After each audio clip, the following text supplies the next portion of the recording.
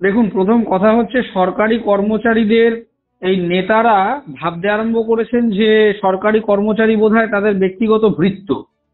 কোনো সরকারি কর্মচারী কারোর ভৃত্য নয়। একজন নেতাও যেরকম জনপ্রতিনিধি, একজন সরকারি কর্মচারীও একজন জনপ্রতিনিধি। একজন পরীক্ষা দিয়ে আসছেন এক্সিকিউটিভ রোলে, উল্টে বরং নেতাদের কোনো যোগ্যতার পরীক্ষা দিতে হয় না, তারা বিভিন্ন রকম অপটিক্স ম্যানেজ করে মানুষের দ্বারা নির্বাচিত হয়ে আসেন, এবং সেই নির্বাচনটাও খুব একটা সৎ হয় বলে আমি বিশ্বাস করি না। তো যাই হোক, তারা ইলেক্টেড প্রতিনিধি, আর একজন পরীক্ষা দিয়ে যোগ্যতার প্রমাণ করে এসে পড়াশোনা শিখে এসে কাজ করতে এসছেন। ফলে সরকারি কর্মচারী কারোর বাড়ির ভৃত্য নয় যে তার সাথে যা খুশি করা যাবে।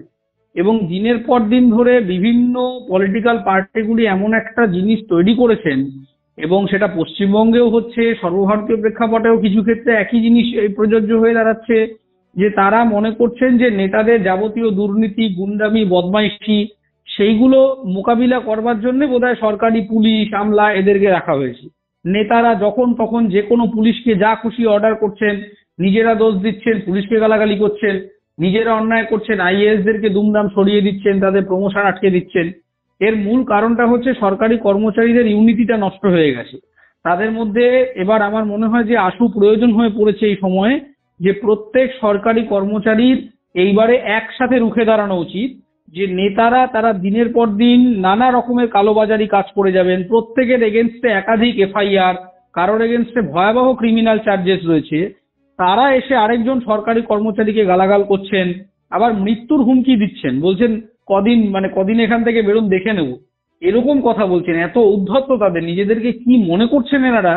এটাই এখন একটা প্রশ্ন হয়ে দাঁড়াচ্ছে যে এনারা কি ভগবান? একজন ইলেক্টেড রিপ্রেজেন্টেটিভ, যাকে কোনো রকম শিক্ষার যোগ্যতা, লিডারশিপের যোগ্যতা কিছু দিয়েই আসতে হয় না, নানা রকম জুলুমবাজি করে ভোট ফোটে জিতে চলে আসেন, তারপরে এসে যারা পরীক্ষা দিয়ে নিজেদের যোগ্যতার প্রমাণ করে এসে আজকে দপ্তরে বসছেন, সেই সমস্ত কর্মচারীদের সাথে যাচ্ছে তাই ব্যবহার করছেন। এটা মানুষ বা কোনো অফিসেই এটা একেবারেই বরদাস্ত করা যাবে না, এবং এটার এগেনস্টে কড়া অ্যাকশন নিতে হবে। এবং দরকারে যে নেতা, যে মন্ত্রী, সে যত বড় পাওয়ারফুল হোক, তাকে সেই রোল থেকে সরিয়ে দিতে হবে। এটা এটা হতে পারে না কোনোদিন। আজকে এটা তাহলে টেকেন ফর গ্রান্টেড হয়ে যাবে যদি আমরা এই জিনিসটাকে অ্যাকসেপ্ট করে ওই মন্ত্রী বা ওই নেতাকে তার চেয়ারে বসিয়ে রাখি। একটা চেয়ারের গুরুত্বই তিনি বুঝতে পারছেন না। একটা চেয়ার, আমি বসেছি মানে আমি যা খুশি লোককে গালাগালি করব, সাধারণ মানুষের সাথে তো খারাপ ব্যবহার করেনি এরা। ভোটের সময় শুধুমাত্র আসেন গলায় গামছা ঝুলিয়ে নমস্কার করে ভোট চাইতে, তার বাইরে তো সাধারণ মানুষের সাথে এদের কোনো সাধারণ জনসংযোগ থাকে না। বিপদে আপদে চাইলে পাওয়া যায় না, আগে দেখে নেয় যে নিজের দলের লোক কিনা। অন্য বিপক্ষ দলের লোক এলে জীবনে ঘুরেও তাকায় না, উল্টে আরো কিভাবে ডিস্টার্ব করা যায় সেই সব দেখে। এখন গভর্নমেন্ট অফিসিয়ালের গায়ে হাত তুলতে যাচ্ছে, তাকে গালাগালি করছে, থ্রেট দিচ্ছে, মেরে দেবো, এই করে দেবো, হুমকি দিচ্ছে। গোটা পরিবেশটাই হয়ে দাঁড়িয়েছে একটা ক্রিমিনালদের দ্বারা পরিবেশ, এবং গুন্ডা মাফিয়া এইটাই হয়ে গেছে এখন স্ট্যান্ডার্ড। কেউ ভদ্রভাবে লেখাপড়া করে কাজ করতে আসবে, এটা বোধহয় এখন একটা রেয়ার কেস হয়ে দাঁড়িয়েছে, এবং এটা অত্যন্ত লজ্জাজনক। এবং রাজনৈতিকভাবে, সামাজিকভাবে, সম্পূর্ণভাবে এটাকে আমাদের বহিষ্কার করা উচিত, এবং ইমিডিয়েটলি এই এই ব্যক্তিকে তার পজিশন থেকে সরাতে হবে, না হলে এটা লজ্জার কারণ হয়ে দাঁড়াচ্ছে। দেখুন, এরকম প্রত্যেক সভাতেই মাননীয় মুখ্যমন্ত্রী বিভিন্ন রকমের কমিটমেন্ট করেন। তিনি আবার বলেছেন যে তিনি নাকি বিত্তবান চান না, বিবেকবান চান, ইত্যাদি কি সব বলেন। ওইগুলো তিনি বলেন, বলা আর করার মধ্যে একটা ডিফারেন্স আছে। আজ অব্দি এরকম বহু কথা উনি বলেছেন। একসময় বলেছিলেন বাংলাকে উনি মোড় ঘুরিয়ে দেবেন, প্রচুর নাকি চাকরি দিয়ে দেবেন, ব্যবসায় নাকি একেবারে ভয়ঙ্কর জায়গায় চলে যাবে বাংলা। আমরা রেজাল্ট গুলো যখন দেখতে আরম্ভ করছি, দেখছি না চাকরির ব্যবস্থা হলো, উল্টে চাকরি এমন দিলেন যে হাইকোর্ট, সুপ্রিম কোর্ট সমস্ত চাকরি ফাকরি বন্ধ করে ছেলে মেয়েদের ভবিষ্যৎ অন্ধকারে চলে গেল। শিক্ষা তলানিতে চলে এলো, স্বাস্থ্য ব্যবস্থা ধাক্কা মেরে মেরে চলছে, ব্যবসা বাণিজ্যের অবস্থা তো ছেড়েই দিন, কলকারখানা তো গেছেই, সার্ভিস সেক্টরেও একের পর এক বড় বড় কোম্পানি সব এক্সিট করে যাচ্ছে। এখন যতটুকু সরকারি চাকরির যে কটা অপশন খোলা রয়েছে, সেইখানে গিয়ে এবার নেতা এবার তার লোক ঢোকানোর চেষ্টা করছে। এইভাবে একটা কোনো সুস্থ সামাজিক পলিটি বা গভর্নেন্স কোনোদিন চলতে পারে না। এটা কোনো সুস্থ গভর্নেন্সের লক্ষণ নয় যে একজন নেতা তিনি সবসময় যা করছেন। এটা মাননীয় মুখ্যমন্ত্রীর থেকেই আমার মনে হয় এই সমস্ত মন্ত্রী নেতারা শিখেছেন। তিনিও তো এইরকম করেন। ওসিদেরকে গালাগালি করলেন মিটিং এ বসে, তাই ওসিরা নাকি সব চোখে ঠুলি পরে বসে থাকে, এই তো ল্যাঙ্গুয়েজ ব্যবহার করেছিলেন তিনি মিটিং এ বসে।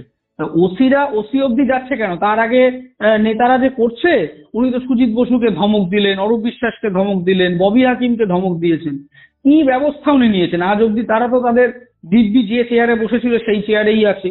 ফলে উনি মাঝে মধ্যে একটু বলার জন্য এরকম বলেন, আর উনি যা বলেন বাস্তবে ঠিক তার উল্টোটা হয়।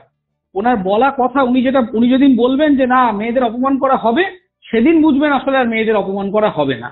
উনি যেহেতু বলেছেন যে এটা উনি রুখে দেবেন, তার মানে আমাকে ঠিক 180 রেজাল্টটা উল্টো আসবে এটা ধরে নিতে হবে। কারণ ওনার সমস্ত কথা, উনি যা কমিট করেন উল্টোটা আসেন। চাকরি দেবেন বলেন, চাকরি চুরি হয়ে যায়। উনি ব্যবসা বাণিজ্য দেবেন বলেন, কলকারখানা ইন্ডাস্ট্রি সমস্ত বন্ধ হয়ে যায়। উনি বাংলার ভবিষ্যতের এন্টায়ার ইকোনমিক গ্রোথের কথা বলেন, আমাদের ফিসকাল ডেফিসিট বাড়তে থাকে। উনি বলেন যে বেআইনি নিয়োগ ফিয়োগ, এই বেআইনি উদ্বাস্তু সমস্যার সমাধান করে দেবেন, সেগুলো কোনোটাই হয় না। আবার সরকারি কর্মচারীদের ধমক দেন, বকেন ঝকেন, এই সমস্ত করেন। তারপরে এই সমস্ত জিনিস হয়ে থাকে। দিনের পর দিন পুলিশ প্রশাসনকে ব্যবহার করে এই বিশৃঙ্খলাটা তো শুরু করেছেন এই গভর্নমেন্ট। তো তার মানে একদম ভরে ভরে উদাহরণ আছে। চিটফান্ড মামলাতে পুলিশের একেবারে হায়ার র্যাঙ্কের ডিজি ফিজি লেভেলের লোকজনদেরকে রীতিমতো ব্যবহার করা হয়েছিল নথি লোপাট করে দেওয়ার জন্য, এবং সেটা কোনো বিরোধী দলের অভিযোগ না।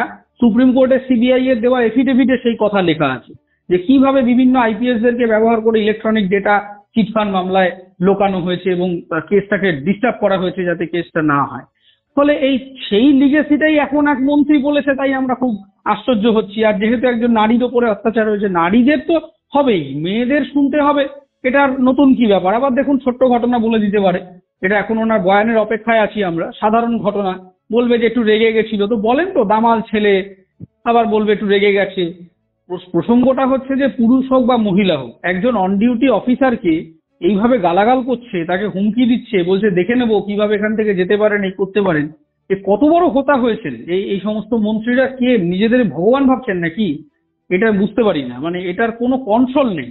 আসলে যেটা হয়েছে যে বর্তমান গভর্নমেন্টের আমলে করাপশন হতে হতে পুরো মিসম্যানেজমেন্ট এবং অব্যবস্থার পাহাড়টা এত বড় হয়ে গেছে যে কেউ কারোর কথা শুনছে না।